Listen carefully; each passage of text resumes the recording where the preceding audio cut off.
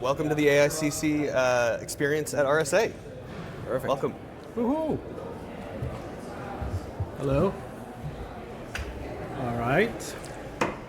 So AIxCC is a public competition to find and patch vulnerabilities in open source software, particularly in critical infrastructure, and we thought it was important that as part of sharing the mission and the message here, that we level set and get folks into a headspace where they can really focus on the competition and the stakes. And so this is a bit of a level set to get you kind of in the mindset of getting into our fictional city, Northbridge. So we're going to take a bit of a train ride and then get into the cybersecure city of the future. It kind of reminds me how you walk into some Disney attraction. Yeah. Right? Yep. It's kind of like that mindset, so you get into... Yep, immersive, right? Immersive. All Yep. right, I'm excited.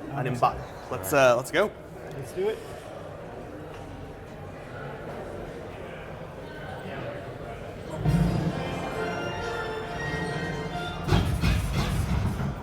Whoa, it's for real. Welcome.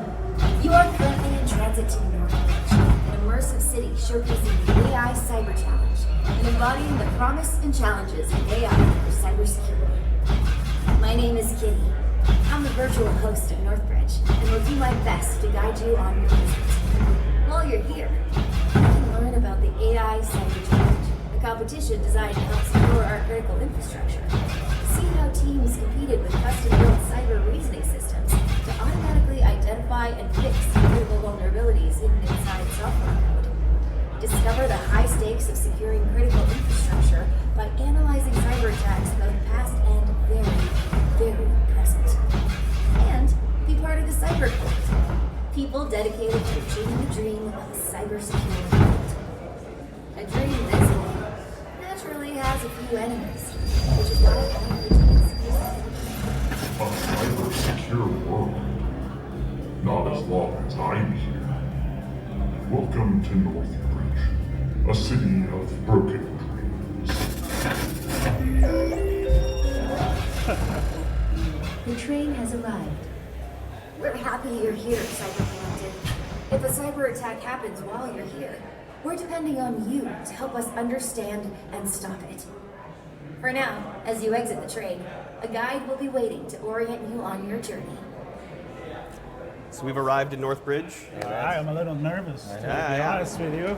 Stuff is happening. At least the door's open for us. Yes, There the you go. You go doors first. still work. All right, that's good. Hello. Pardon us. Welcome to Northbridge. Thank you. On behalf of all the citizens, just come on through and meet Brian. He's a media official. Welcome. Hi. Thank you. Welcome in. Excellent. Welcome in. Come on into Northbridge. Fantastic. We have our group here. Welcome in. You want to talk in here? Fantastic. Sure. Yeah, there you Excellent. go. Welcome into Northbridge. We get to explore the DARPA-led AI Cyber Challenge. So you get to go through this interactive city to see how we are protecting and securing and defending our infrastructure. So you'll see healthcare, you'll see medical, you'll see water, you'll see cyber. This is what we want you to go through. You're going to follow a simple line through the outskirts of our city here. A lot of interactions, a lot of folks that can answer some technical questions about the challenge as well. We really want you to dive in and learn as much as you can about this DARPA-led challenge. So if you follow me through this way here, we'll meet with Dr. Kathleen Fisher. Fantastic. Welcome in. Got our first group heading over this way. We'll hear from Dr. Fisher on the challenge to get started with the journey. Welcome. Thanks Hi. for joining. Yeah, how are you guys? Can I give you this? So we record it? Thank you. Sure. Okay. So gather around so that everyone can both see and hear. Dr. Fisher is going to provide an overview and help form context for what you're about to experience in our city of Northbridge. AIxCC is a competition that is designed to bring together the best and the brightest from DARPA's broad performer community to pair generative AI with cyber reasoning systems, program analysis techniques to automatically find and fix vulnerabilities in new open source software. The genesis of the program came about partly because there was a paper that stated that vulnerabilities in open source software, willingness of adversaries to leverage that weakness or nation-state conflict. And it showed that ChatGPT and systems like that were in fact able to find and fix vulnerabilities in a kind of baby scale. And that's the kind of thing where DARPA loves to see the opportunity and pour in lots of resources and get lots and lots of people involved to see if like that genesis, like the core tiny seed of an idea could grow up into something that would be just massively disruptive, massively game-changing. With AIxCC, we were able to get the foundation companies, Google, Anthropic, OpenAI, and Microsoft, to make available their state-of-the-art models to the competitors so that we are guaranteed to have the best foundation models available to the teams that want to compete. So the semifinals has kind of two purposes. One is evaluating the technical hypothesis, then the other piece is giving decision makers and everybody who attends the semifinals a visceral appreciation of how important it is to make our software more secure because of the impacts, not just in the information space, but also in the physical space of attacks on infrastructure software. AIxCC is working on the real software that modern society runs on. And as competitors find and propose suggested fixes, those suggested fixes are relevant for the real software that people are using every day.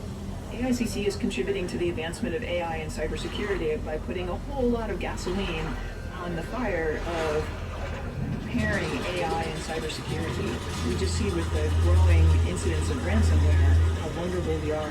If we can develop a technology that can not just point out that we have a problem, but if we can also say, and here's how to fix it, that could be game-changing. Awesome. Thank you guys for listening to this critical message. So your experience is going to actually continue this way to my left. You're going to meet two of my really good docent friends out front of Y2 Kates, and they're going to give you a sense of just how high the stakes are for a cybersecure future. So please head this way and make sure you keep an eye out for that cyber scoundrel, the rat. All right. Thank you. Generative AI. Thank you very much. Cyber reasoning systems. I wanted to take a second Yes, to I love stickers. He loves stickers, so I'm going to get one for him too. about There the you go. SemiFinal Thank event you. that we had at DEF CON this past August. We had 42 teams competing with fully autonomous cyber reasoning systems. So they developed their systems, they handed them over to us, the competition organizers, and we ran those systems against real open source software projects that are used everywhere. We had the Linux kernel as one of our challenge problems. We had SQLite, just extremely widely used software, and we had synthetic vulnerabilities added to synthetic forks of that software, and then had the teams try to discover those synthetic vulnerabilities just to see if they could find them. The teams were able to find almost half of the vulnerabilities, 22 out of the 59 that we put in. They also found a vulnerability that we did not put in. They found a 0-day in SQLite that we reported to the maintainers and had patched. And they were able to patch, the teams, once again, fully autonomously, were able to patch most of the vulnerabilities that they found. Very, very exciting. And this was an effort where we saw a lot of collaboration from tech leaders, commercial leaders in this space. Google, Microsoft, Anthropic, and OpenAI have all been actively collaborating with us to develop the competition challenges and infrastructure. And it was very exciting to see the Google teams after the semifinal event kind of take a resurged interest in the combination of frontier models and securing source code. It's been a fantastic partnership to date and very productive. So we're very grateful for it. And now we're kind of on our way towards finals in August at DEF CON this year, where the top 7 teams will compete against many more challenges, many more open source software projects, many more classes of vulnerability. So I'm very excited to sort of see how they're able to do that. I will also say, in semifinals, the teams were fairly resource constrained. They had a relatively small amount of compute. They had 4 hours of wall clock time, and they had $100 in LLM credits. So when they found vulnerabilities and patched them, we're talking tens of dollars per discovery and patch, which is just fantastic. So we've given them more resources as we've upped the difficulty and scale of the challenge for finals, and we're very excited to see what they're able to do with even more resources. Yeah. Do you guys have any questions? Well, no, I just have a comment because I love the idea of the healthy competition and at the same time became collaboration. Yeah.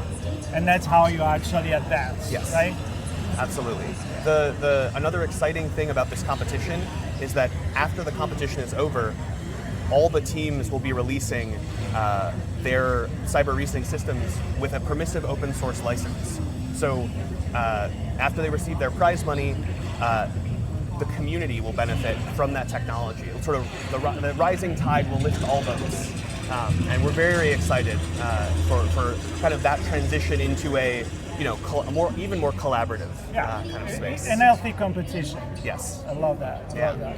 Can you tell me a little bit about the teams? Who are they? Are they from organizations? Are they white hat hackers, black hat hackers? Who's the So I don't know what color hats they wear. That's their choice. We'll never know. But they come from an interesting mix of university-affiliated teams and small companies. Some of them are affiliated with larger companies as official sponsors. Some of the university teams are, in fact, multiple universities all kind of collaborating together. It's a really interesting mix that kind of runs the gamut from, like I said, commercial, like research companies and academic kind of groups. Very cool. It's very exciting. All right, let's keep moving. So as we move through the space, we have a number of different attacks, real-world attacks documented over the last 20-ish years, as well as some lesser-known kind of facts about critical infrastructure, the real consequences of critical infrastructure being vulnerable. So we have a sort of simulated version of water infrastructure being attacked, and how these are the sorts of vulnerabilities we do not want to find out about the hard way, because once they've been exercised, once they've had that impact, the cleanup will cost orders of magnitude. The resolution will cost orders of magnitude more in terms of time, money, lives, unfortunately, than an early remedy.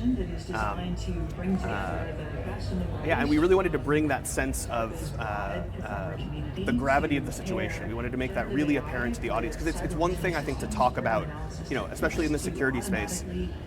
We're inundated with how vulnerable. We almost become accustomed to how fragile our kind of position is in the world and our infrastructure is, and even as we search more resilient, kind of more secure spaces. And I just think it's important to remember that we are in some respects lucky that the worst has not happened, but it's still very much on the table, unfortunately. So we would love to avoid that, overload of information. Yes. Yeah, which is always a risk, right? When you talk about communicating and creating awareness. Yes. There is that kind of like tipping point where is too much and where can you focus to really educate. And I feel like also to get the budget, the government, the cities, Yes. the federal, state, and all of that to actually be aware that we don't need to wait for things to happen, because that would not be a good idea. Absolutely. We've been very fortunate, I think, our efforts in preparing for the open source release of the tools. We've been working with other government agencies across the federal government and private companies that have an interest in critical infrastructure, and sort of preparing them, okay, once this is available, how will you take advantage of this? How will you use this? How can we help you, use this? That's a space that DARPA and ARPA-H and our other government partners, we're all invested in.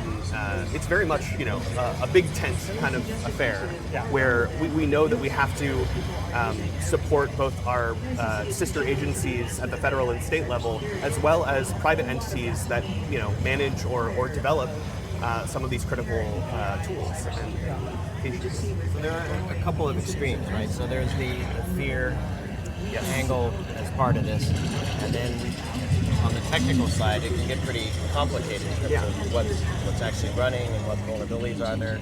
Absolutely. And how do you bridge that gap to help state, local, and federal agencies understand what the real risk is without being fearful, and then also connecting communications and policy and bringing teams and operations together, and then obviously the individuals to help pull all this. You know, I wish I had a simple answer to that very Not good a question. simple question. No. But I mean, you hit the nails on the head, right? Like all of those kind of ducks need to be in a row for us to be successful. And I think to the credit of all the stakeholders we've engaged, everyone is willing to come to the table on this, whether they're private industry, they're a government agency that has perhaps authority, but maybe limited budget or resources. EPA Cyber is responsible for a lot of water security in the U.S., and they are a historically understaffed, underfunded effort. I mean, there are 53,000 water filtration and processing plants in the U.S. That's a lot of sites to maintain.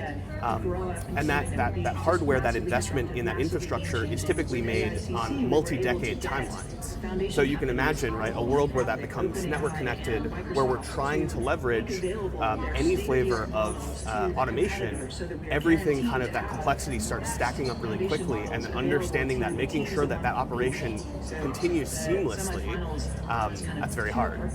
And not to mention all the different state, local, and federal entities that you may need to align. So we're working on that, but it is a challenge for sure. Are you working with the AIxCC and the AIxCC? We are. We want to maybe move. We've engaged. We've engaged some of the AIxCCs through our partnerships with like CISA, the sector coordinating councils, and then even found key stakeholders in critical infrastructure kind of maintenance and development to just once again offer our assistance. Like, we're the government, we're here to help, and also ask them, right, where the challenges, what are they seeing, what do they feel is the biggest challenge to securing their own infrastructure? Because sometimes they've already thought about this a lot, and they already know what they need, or think they know what they need, and have a pretty good idea, but they're not able to, close that gap entirely, and that's where we can help. We can provide expertise, we can provide funding potentially, and leveraging this technology, the economy of scale, it just becomes much more kind of, the value proposition is very strong at that point. And sharing information. If somebody's successful, then why not sharing so that the people after that, other entity, other government agency, they can also avoid, it's a budget that works out pretty well. Right? Yeah. One discover, the other adopted. Yeah. I think, the AIxCC model is so interesting because that's where you get people that compete in business to collaborate for mutual kind of security benefit. And I think the software supply chain, even their non-open source components, there's a lot still of sort of mutual benefit from collaborating on securing that environment, especially given how interconnected a lot of institutions are. Thinking about financial institutions particularly, but this is true across the board. So once again, mutual kind of like shared benefits if we can just agree to collaborate like this. Yep. A different community. Yeah, different way of looking at a community. I think another good example of that is healthcare, where you have a very diverse vendor environment and a very complex technology stack, where any of those could potentially be a way in to compromise a hospital for a ransomware attack or disclose patient records. So if we walk over to the Northbridge Medical Center, I'm going to take them. So you check in and you don't check out? Yep, doctor. No copay, no copay. It's so one of the things we wanted to highlight. I think once again, coming from an enterprise security space, it's easy to forget how complicated these environments can be. And so as we look at the different kind of threats and insecurities and how the different pathways they open up through these systems. Hospitals are extremely complex, and there's no hospital that runs a single vendor kind of stack. They're running devices from tens of vendors, all that may have different network connectivity requirements, all that have different kind of proprietary protocols that may be hard to introspect, but from an attacker's perspective might provide amazing lateral movement mechanisms, right? So securing these environments is really challenging. We have 6,000 hospitals and clinics in the US today. all of them have pretty unique network configurations. Many of them have health at home and telehealth presence, so they're expanding their network posture into people's homes, remote clinics. Teleradiology is very common. So once again, massive interconnected network. Any gap in that tech stack, makes this whole ecosystem vulnerable. And so just kind of trying to provide a small mapping of how these vulnerabilities propagate and manifest. And then even the potential where if we had this very rapid, I think I mentioned earlier, the semifinal round, they had a 4-hour window to analyze hundreds of thousands of lines of source code and find and patch vulnerabilities, and they were successful, with many of them. And so the idea that we could have, a brain-dead integration into our CI/CD pipeline, for example, where the patches are not only being pushed very rapidly, but those are high assurance patches where the evidence of their utility non-interference, the patches will not kind of prevent the application they're patching from, it will continue to function as needed.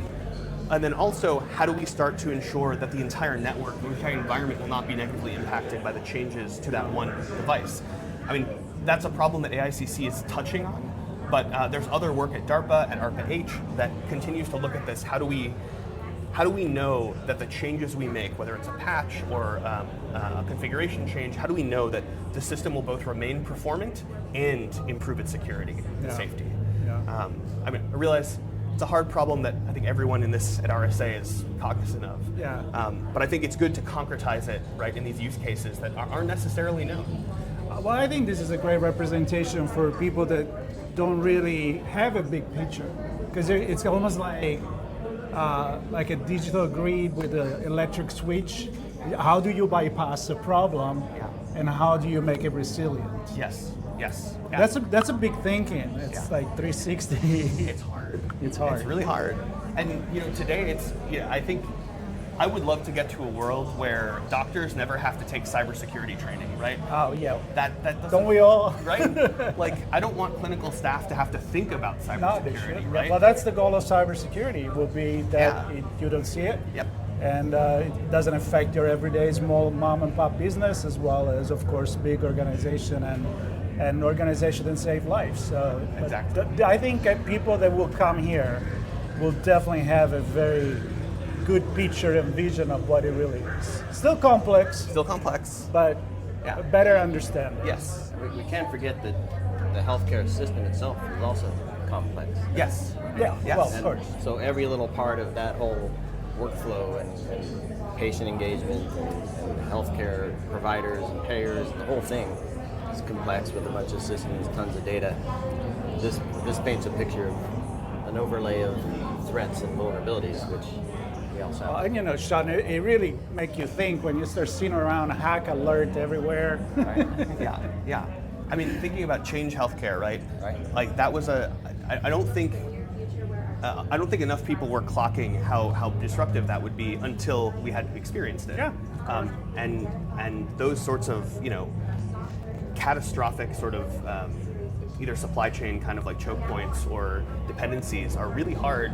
I mean, that's just one large component of this complex system, right? I think we're getting there to realize that the complexity, it's even,